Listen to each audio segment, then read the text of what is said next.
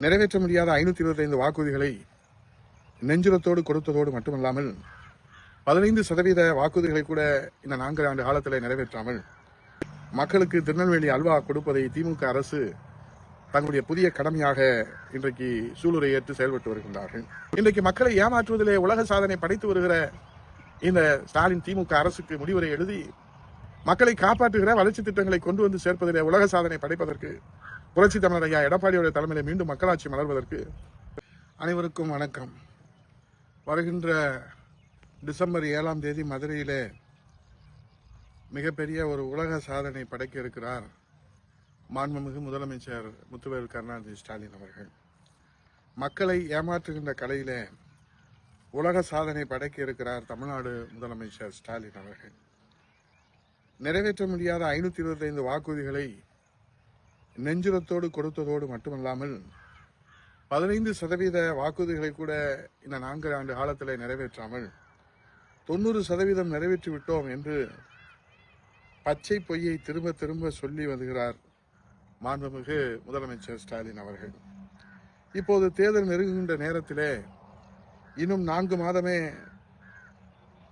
மாதம் மட்டுமே தங்கள் ஆட்சியின் ஆயுள் காலம் இருக்கின்ற காரணத்தால் மக்களை ஏமாற்றுவதற்கு புதிய அஸ்திரத்தை கையில் எடுத்து நிறைவேற்ற முடியாத அரசின் சார்பில் அறிவிப்புகளை வெளியிட்டு மக்களுக்கு திருநெல்வேலி அல்வா கொடுப்பதை திமுக அரசு தங்களுடைய புதிய கடமையாக இன்றைக்கு சூளுரை ஏற்று செயல்பட்டு வருகின்றார்கள்.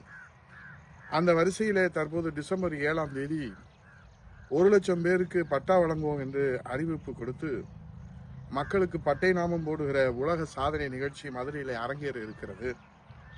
மதுரை மக்களே, நாம் கவனத்தோடு எச்சரிக்கையாக இல்லை என்று சொன்னால் திமுக அரசு மக்களை ஏமாற்றுவதிலே இன்னும் என்னென்ன உலக சாதனை படைக்க இருக்கிறார்கள் என்பது நமக்கு தெரியாது.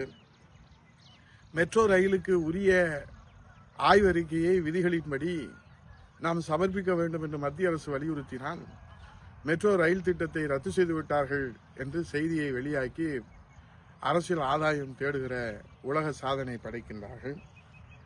நெல்லில் ஈரப்பதம் 22% என்று இன்றைக்கு உடனடியாக மத்திய அரசில் கடிதம் எழுதி பதிலை பெற்றிருக்கிறார் மாண்புமிகு முதலமைச்சர் அவர்கள்.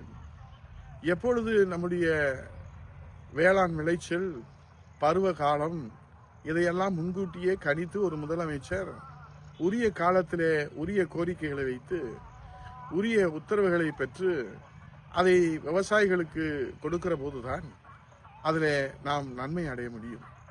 அதை விடுத்து இன்றைக்கு பழி சுமத்துவதே தன்னுடைய கட்சியினுடைய ஆட்சியினுடைய கடமையாக கொண்டு செயல்படுகிற மாண்புமிகு முதல்வர் அவர்களே, நீங்கள் கச்சத்தீவை தாரை வார்த்து விட்டு கடிதம் எழுதுகிறீர்கள், காலத்தை விட்டுவிட்டு ஈரப்பதத்தை உயர்த்த வேண்டும் என்று கடிதம் எழுதுகிறீர்கள், அதற்கு கொடுக்கவில்லை என்று ஒரு போராட்டத்தை நடத்தி உலக சாதனை படைத்து வருகிறீர்கள், 100 நாள் வேலைவாய்ப்பு திட்டத்திலே சம்பளம் இல்லை என்று போராட்டம் நடத்துகிறீர்கள், கல்விக்கு நிதி இல்லை என்று ஒப்பாரி வைக்கின்றீர்கள்.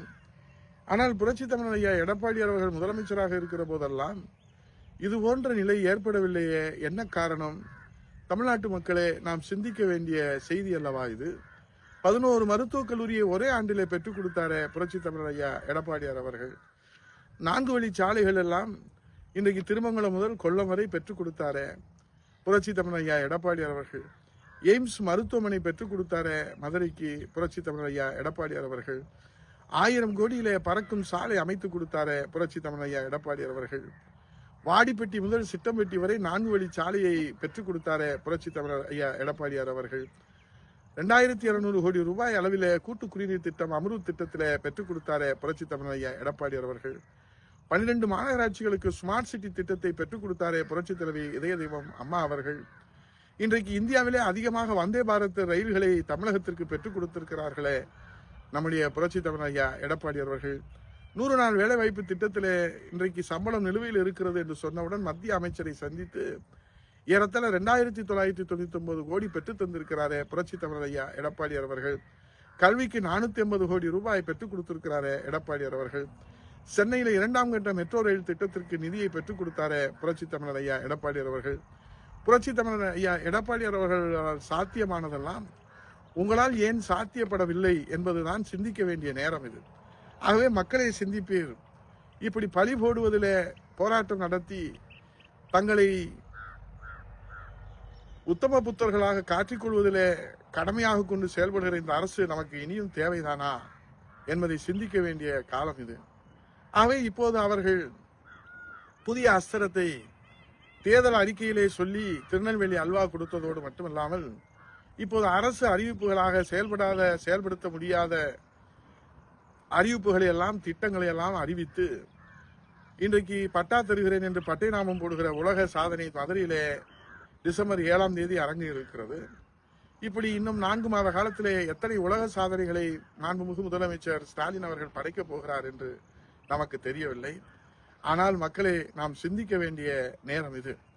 புரட்சித் தலைவர் ஐயா எடப்பாடியார் அவர்களால், புரட்சித் தலைவி அம்மா அவர்களால் சாதிக்க முடிந்தது, புரட்சித் தலைவர் எம்ஜிஆர் அவர்களால் சாதிக்க முடிந்தது, ஏன் திராவிட முன்னேற்ற கழக அரசை தலைமை தாங்குகிற ஸ்டாலின் அவர்களால் சாதிக்க முடியவில்லை?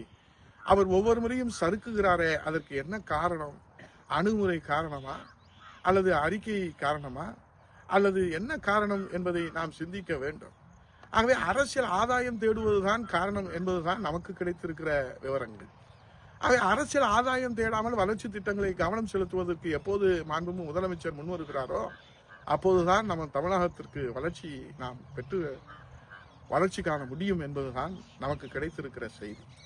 ஆகவே இந்த உலக சாதனைகளை, இன்றைக்கு மக்களை ஏமாற்றுவதிலே உலக சாதனை படைத்து வருகிற இந்த ஸ்டாலின் திமுக அரசுக்கு முடிவுரை எழுதி மக்களை காப்பாற்றுகிற வளர்ச்சி திட்டங்களை கொண்டு வந்து சேர்ப்பதிலே உலக சாதனை படைப்பதற்கு புரட்சி தமிழர் ஐயா எடப்பாடியுடைய தலைமையிலே மீண்டும் மக்களாட்சி மலர்வதற்கு 41வது வாரமாக கழக புரட்சி தலைவி அம்மா பேரவையினுடைய தொண்டர்கள் கழக அமைப்பு ரீதியான 82 மாவட்டங்களிலும் துண்டு பிரசுரங்களை மக்களிடத்தில் வழங்கி விழிப்புணர்வை ஏற்படுத்தி இந்த மக்களை ஏமாற்றுகிற கோயபல்ஸ் பிரச்சாரத்தினுடைய உலக சாதனைக்கு முற்றுப்புள்ளி வைத்து சத்தியத்தின் தர்மத்தையும் நியாயத்தையும் முன்வைத்து மக்களால் நான் மக்களுக்காக நான், உங்களால் நான் உங்களுக்காக நான் என்று உழைத்து வருகிற புரட்சி தமிழர் ஐயா எடப்பாடியார் அவர்களுடைய தலைமையிலே மக்களாட்சி மலர செய்ய சூளுரை ஏற்று 41வது வார கழக புரட்சி தலைவி அம்மா பேரவையின் சார்பிலே இந்த திண்ணை பிரச்சாரத்தை அம்மா பேரவையினுடைய மாவட்ட செயலாளர்கள், கழக அம்மா பேரவையினுடைய மாவட்ட செயலாளர்கள்